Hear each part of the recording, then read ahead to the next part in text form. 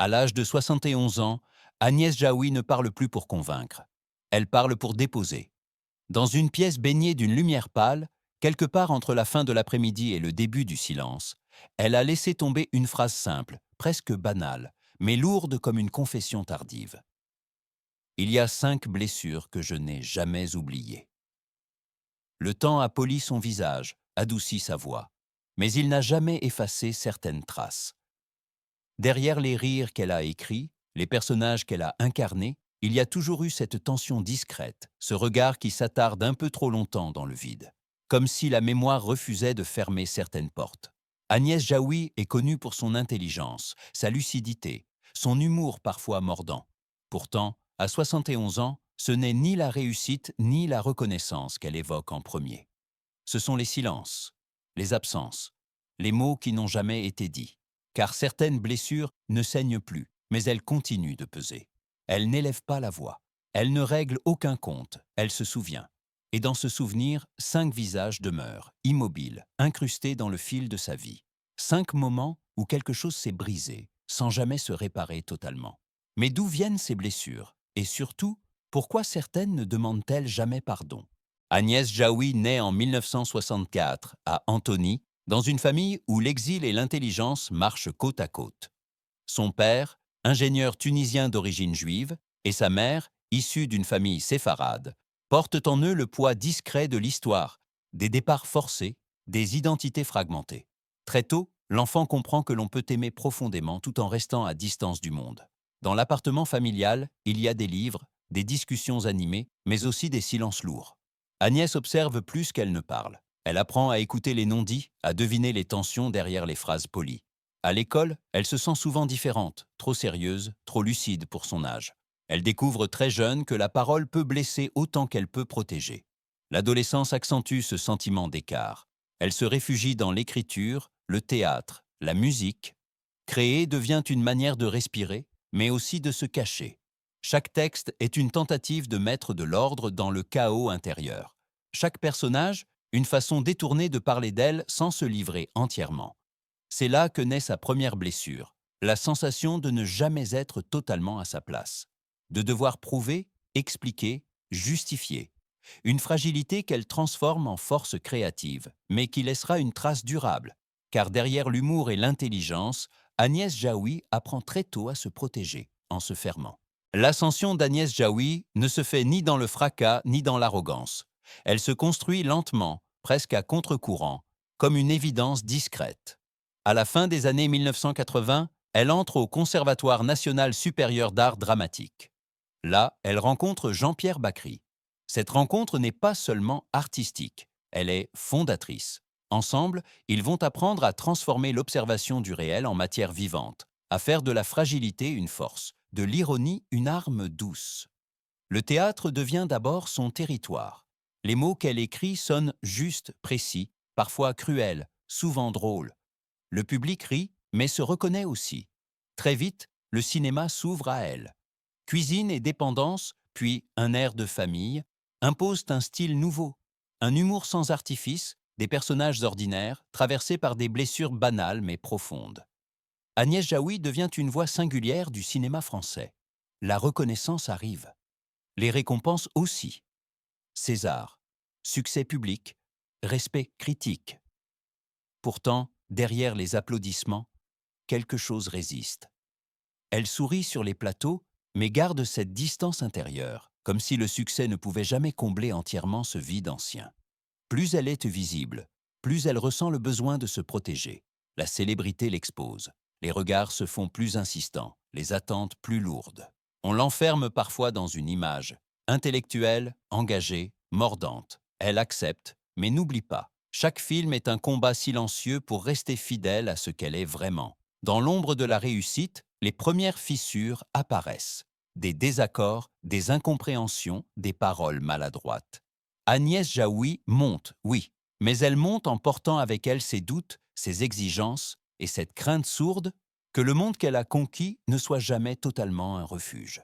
Car plus la lumière est forte, plus les blessures anciennes deviennent visibles. Les ruptures d'Agnès Jaoui n'ont jamais été spectaculaires. Elles ne se sont pas jouées devant les caméras, ni dans les colonnes des journaux. Elles sont arrivées lentement, presque silencieusement, comme une fissure qui s'élargit sans bruit. Ce sont des mots mal compris, des attentes déçues, des regards qui ne se croisent plus. Avec le temps, certaines collaborations se tendent.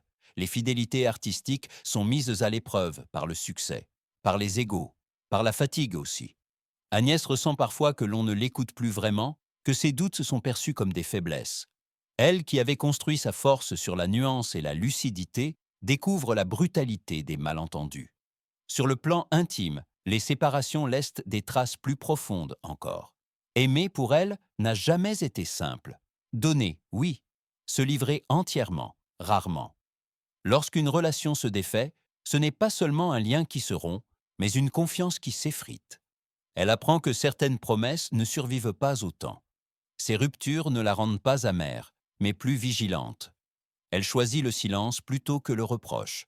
Elle s'éloigne plutôt que de se justifier. Derrière cette retenue, pourtant, la douleur s'accumule. Chaque blessure vient renforcer une certitude intime. Certaines choses ne se réparent pas. C'est à ce moment-là que le pardon devient une question, non plus morale, mais vitale. Pardonner pour continuer à avancer, ou se souvenir pour ne pas se perdre. Dans l'ombre, 5 blessures prennent forme. 5 histoires distinctes, liées par un même fil, celui de la confiance brisée. 5 blessures. Elles ne portent pas toutes un nom précis, mais chacune a laissé une empreinte claire, comme une cicatrice que le temps n'a jamais complètement refermée. À 71 ans, Agnès Jaoui ne cherche pas à régler des comptes. Elle nomme ce qui a été vécu, ce qui a façonné sa manière d'aimer, de créer, de se tenir à distance. La première blessure est celle d'un lien intime, presque évident au départ. Une relation nourrie de complicité, d'admiration mutuelle, d'un sentiment de confiance rare. Puis, un jour, une parole déplacée, un choix unilatéral, une fidélité rompue sans explication claire. Ce n'est pas la trahison elle-même qui a fait le plus mal, mais l'absence de dialogue après coup. Le silence imposé, celui qui empêche toute réparation. La deuxième blessure naît dans le travail. Un partenaire artistique, quelqu'un avec qui elle partageait une vision, une exigence, une manière d'observer le monde. Le succès arrive, et avec lui une transformation imperceptible. Les décisions se prennent ailleurs, sans elle. Elle se sent déplacée, presque effacée. Ce jour-là, Agnès comprend que la reconnaissance peut être fragile, conditionnelle, et que la loyauté professionnelle a parfois une date d'expiration. La troisième blessure touche à la famille. Elle est plus ancienne, plus diffuse, mais aussi plus profonde. Elle ne s'exprime pas par un conflit ouvert, mais par une accumulation de non-dits, d'attentes jamais formulées, de rôles imposés trop tôt. Grandir avec l'impression de devoir être forte, lucide, raisonnable. Ne jamais vraiment demander, par peur de déranger. Cette blessure-là ne se referme pas, car elle est liée à l'enfance, là où tout se construit sans défense. La quatrième blessure est publique. Elle vient du regard collectif, des jugements rapides, des étiquettes collées sans nuance. Être réduite à une image, à une posture, à une opinion. Agnès a souvent senti que l'on parlait d'elle plus qu'on ne l'écoutait, que certaines critiques n'attaquaient pas son travail, mais ce qu'elle représentait. Ce type de blessure ne crie pas, mais il isole. Il pousse à se protéger derrière l'ironie, à garder ses distances avec le monde. Et puis, il y a la cinquième blessure, celle qu'elle a longtemps évité de nommer, car elle ne vient ni d'un autre, ni d'un événement précis. Elle vient d'elle-même, de ses silences choisis, de ses renoncements, de toutes ces fois où elle n'a pas osé dire non, ou au contraire dire ce qu'elle ressentait vraiment. Elle se reproche parfois d'avoir trop compris les autres, au point de s'oublier, d'avoir confondu exigence et dureté envers elle-même. Cette dernière blessure est la plus intime, et sans doute la plus difficile à apaiser, car on peut s'éloigner des autres, mais on ne se quitte jamais soi-même. À 71 ans, Agnès Jaoui ne parle pas de pardon comme d'un absolu. Elle parle de lucidité. Reconnaître ces 5 blessures, c'est accepter qu'elles ont fait partie de son chemin, qu'elles ont nourri son regard, son écriture, sa sensibilité. Et peut-être qu'au fond, ce souvenir n'est pas refuser de pardonner. C'est simplement refuser d'oublier ce que l'on a été et ce que l'on a dû traverser pour rester fidèle à soi.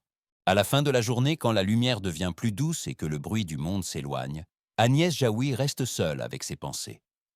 Il n'y a plus de scène, plus de dialogue écrit pour les autres.